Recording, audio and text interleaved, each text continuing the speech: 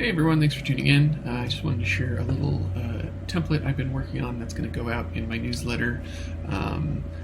This is a fun sort of spaceship UI style Excel dashboard that I think does a really good job illustrating what you can do just with the default shape features that are already in Excel. None of this is plugins or anything fancy. It's just literally taking shapes from the insert menu where it says shapes and styling them. That's it. That's how you create this effect. Of course, I've also matched my text and my chart colors, but there's nothing more than that. It's all default Excel functionality. So I wanted to just explain a little bit about how I do this so you can start building your own cool looking dashboards as well. One thing to kind of say before getting into this. This style of dashboard is very cool. You see it a lot in movies, but it's not super practical. It looks cool on the screen, but it's not the best way to visualize your data. It's monochrome, it's hard to interpret, it's got a lot of fun little bits here and there that make it look really cool, but it's not actually getting your data across very well. So probably not the best bet if you're using this for a business project, but still very fun. It's still a great way to learn about all of the visual features that we have available to us in Excel. So how did I do this? This is a bunch of layered shapes in the background. We've got a lot of circles, some rectangle-y type shapes. They're all available here in the menu under the Shapes tab. And what I've done is a few things. The first is for the outlines of these shapes, I have done a green color outline, 3 points thick in most cases. But what I've done is I've gone into the effects menu. This is in a different place on the PC version, but you'll be able to find it. And what I've done is I've done a green color for the glow, size 8 points, and then the transparency is around 80%.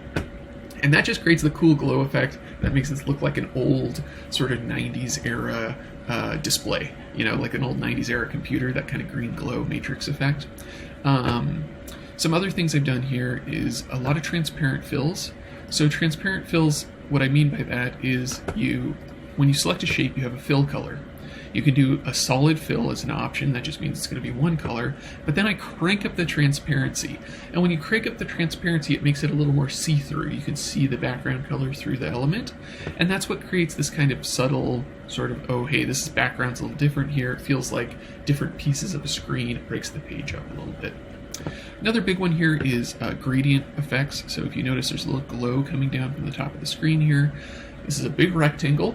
And within that rectangle, I have done a gradient. And on one side of the gradient is a green color that's a little brighter than my background. And on the other side of the gradient, it's transparent, completely transparent. And I've set the angle so that it comes from the top down, so that the glow is coming from the top down. And that creates this cool glow effect. You can do the same thing and create shadows by using a darker color on one side to transparent on the other. It takes a little practice. Try it out. I really like gradients in Excel. I think it creates cool effects, and it's a very easy way to make Excel look a little less like Excel because people just aren't used to seeing that sort of thing. Of course, I have gotten my fonts, text, and charts all adjusted so that the colors match the background. That's very important. Cohesive color palettes and all that, they matter. It's worth taking the time to do that on anything, and it's what creates this effect that you see here. I think another big thing to really get familiar with is the idea of layered shapes.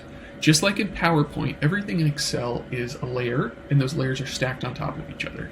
So for example, this gradient is at the very, very farthest point back, and this metric is at the very, very farthest point forward, and everything else is a layer in between.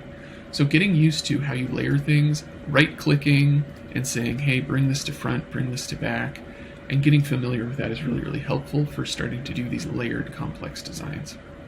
So that's just a quick intro. If you want a copy of this, you can join the newsletter. I've got a link below. I send out free templates every month, no spam or anything. Deconstructing a dashboard is one of the easiest ways to learn. Getting in there, pulling it apart, and seeing the pieces is one of the easiest ways to learn how to start doing this sort of thing.